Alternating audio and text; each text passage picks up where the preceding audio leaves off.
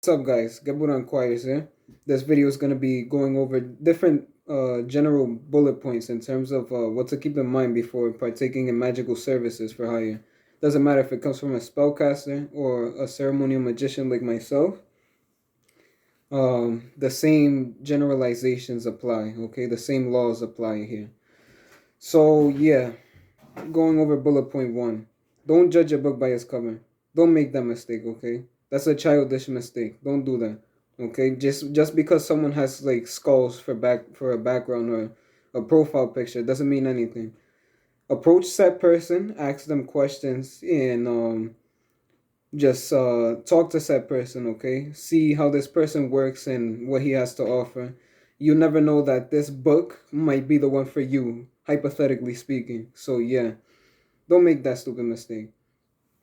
Number two is be respectful. Okay, we all know this. Okay, don't bite the hand that feeds you, and just treat people in the form in which you want to be treated backwards. Okay, you don't expect respect. Okay, out in the world when you're out here treating people like shit, and you're acting like you have some kind of fucking something shoved far in the ends of your ass. Okay, simply don't be that way. Okay, don't coerce the person who is trying to help you.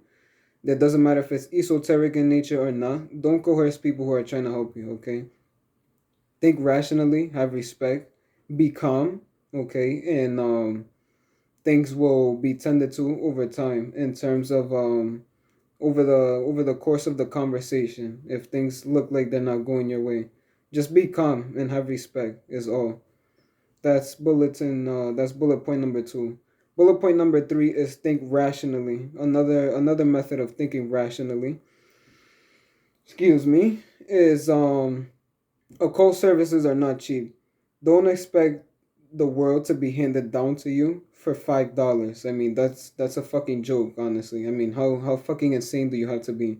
Okay? Don't expect anything worthwhile or any kind of worthwhile everlasting results for what, $50 or something like that. I mean, no, $50 are usually just in my case, the only thing that I have for $50 is divinatory readings and information and set and astrological charts and whatnot, and that is pretty much it. For the rest, don't expect actual full-time workings for $50 or anything less.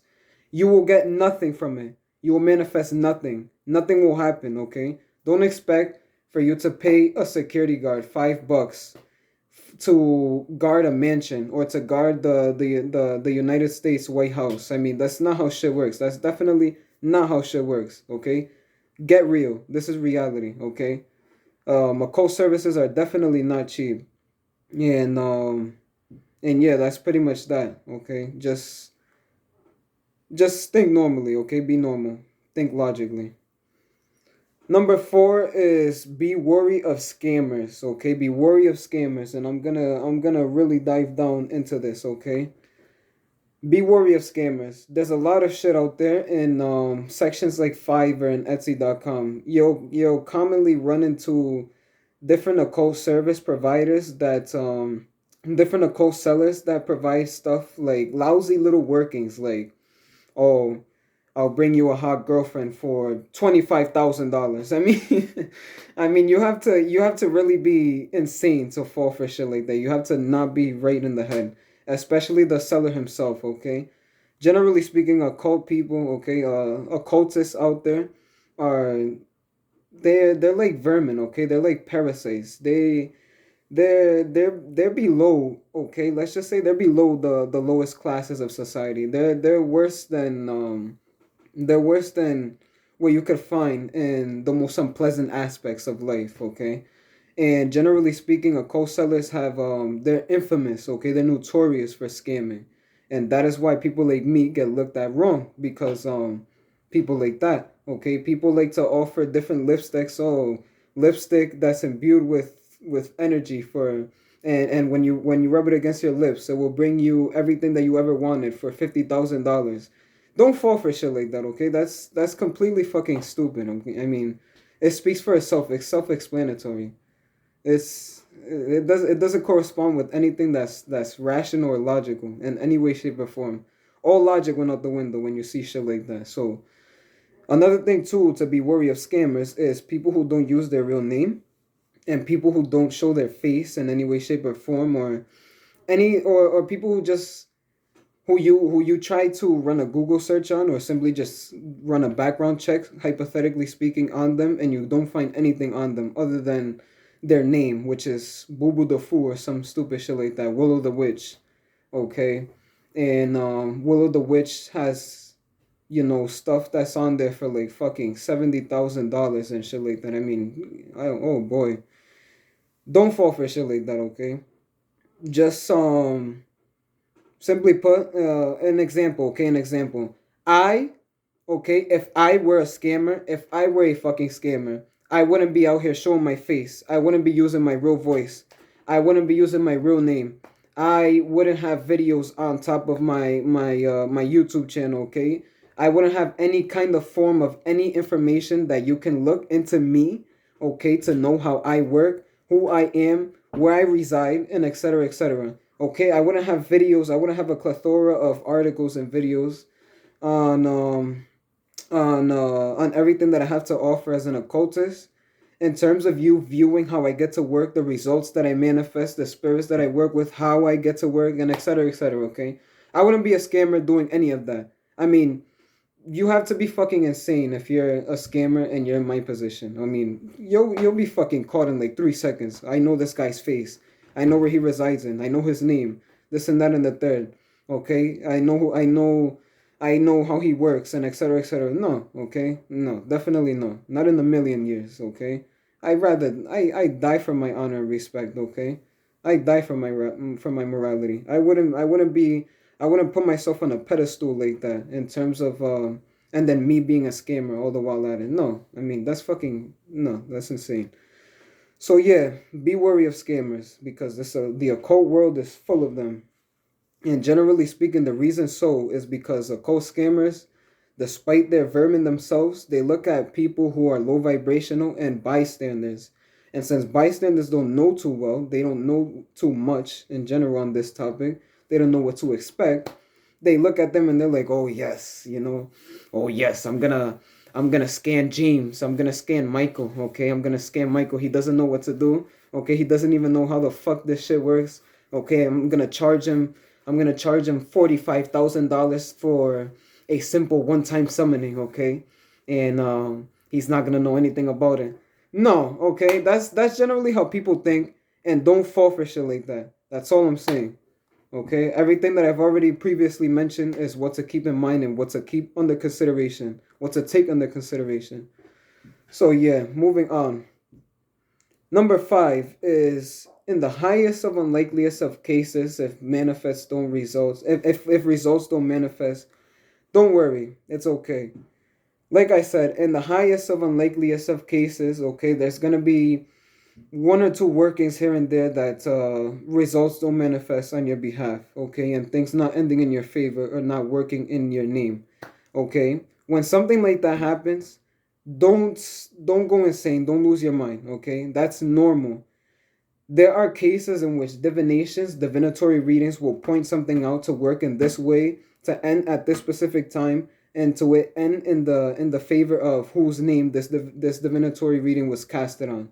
Okay, and sometimes stuff will not end in that way due to some forces. Okay, some laws and some forces in reality that went against the entire working itself. Okay, magic is not foolproof. Magic is not foolproof. That's what to keep in mind. Magic is not foolproof. Okay?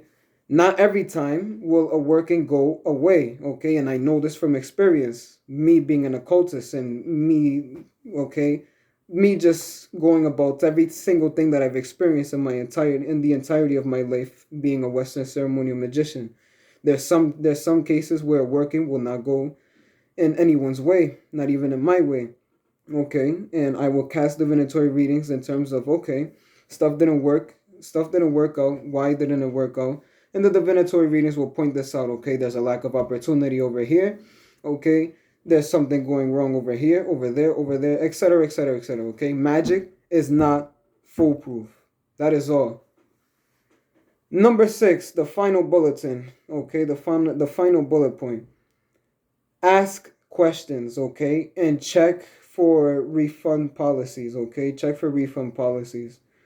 Okay, ask questions. It doesn't matter if you ask 10 questions. It's good to do so because you know what you're about to get yourself into. You know what you're about to get yourself into.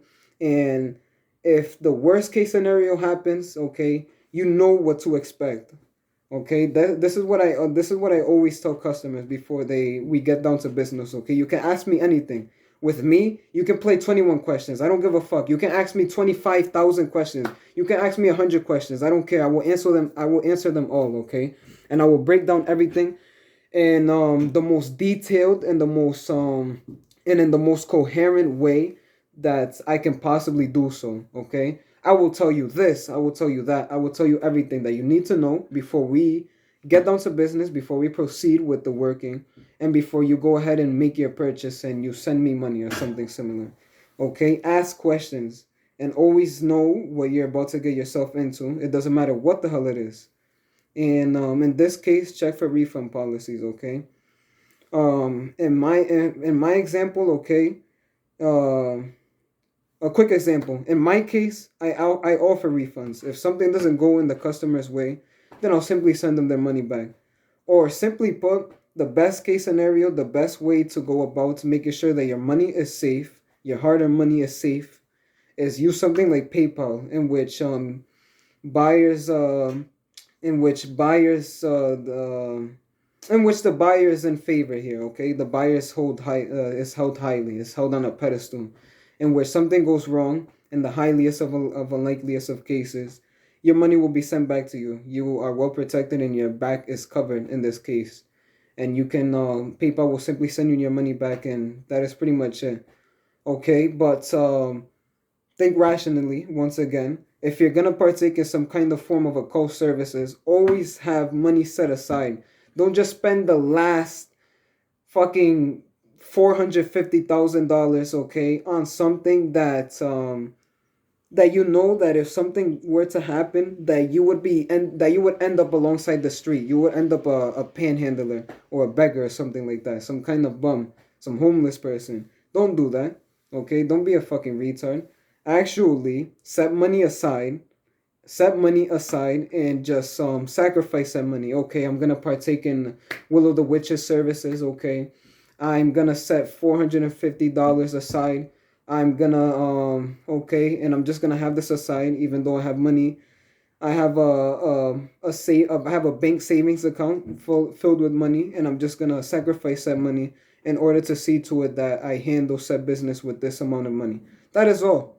Okay, that's pretty much everything that you have to keep in mind and go over in terms of what to expect with going about purchasing esoteric services, no matter if it's from a spellcaster, someone who tosses spells left and right, okay, or someone who's a Western ceremonial magician like me, okay, someone who deals with spirits and circles and complex forms of magic and etc. And shit, and that's pretty much all. So that is all. Okay, that is all for this topic.